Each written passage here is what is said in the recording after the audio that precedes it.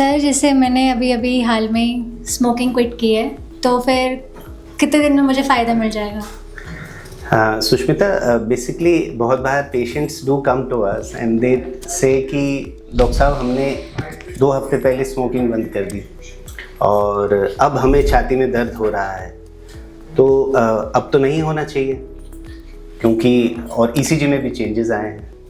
तो मैं ऐसे व्यूअर्स को बताना चाहूँगा कि हार्ट की बीमारी में एक बार जब आप स्मोकिंग स्टॉप करते हैं तो ऑलमोस्ट 50% बेनिफिट के लिए 2 साल का समय लगता है। मतलब पहले 2 साल तक आपका उतना ही रिस्क रहेगा जितना एक स्मोकर का है, बट समय के साथ धीरे धीरे 2 इयर्स में वो ऑलमोस्ट 50% रिस्क कम हो जाएगा। ब्रेन का स्ट्रोक होने का रिस्क 5 साल में 60 to 70% कम होता है ब्रेन का स्ट्रोक, और 10 इयर्स में हार्ट का जो रिस्क है हार्ट डिजीज या हार्ट अटैक होने का वो ऑलमोस्ट उतना ही हो जाता है जितना एक non smoker. So you see from a period of 2 years to 10 years इतना लैग पीरियड है कि जितने समय में स्मोकिंग स्टॉप करने के बाद ब्रेन और हार्ट के पॉइंट ऑफ व्यू से आपको फायदा होगा।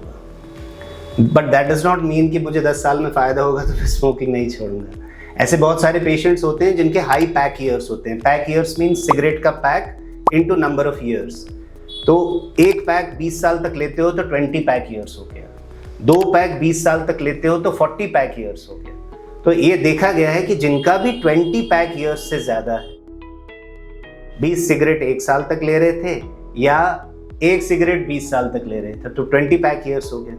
तो ये 20 पैक ईयर्स से ऊपर जिनका भी नंबर आता है, ऐसे लोगों को ही हार्ट की बीमारी और ब्रेन की बीमारी दोनों की संभावना स्ट्रोक की वो ज़्यादा रहती है। इसलिए जब भी आप पेशेंट आता है हम उनसे पूछते हैं आप कितने सिगरेट पीते थे और कितने साल से, so that we know the pack years and so we know the risk. एक बार अगर हमें लगता है हाँ 20 to 40 के रेंज में पेशेंट आ रहा है तो हम उनको कहते हैं आप ये छोड़ दीजिए, बिल्कुल आपके लिए जहर है। वैसे भी जहर ही है बट उनके लिए बिल्कुल है क्योंकि they are at the threshold, और फायदा उनको 5 से 10 साल के बाद ही धीरे धीरे होगा।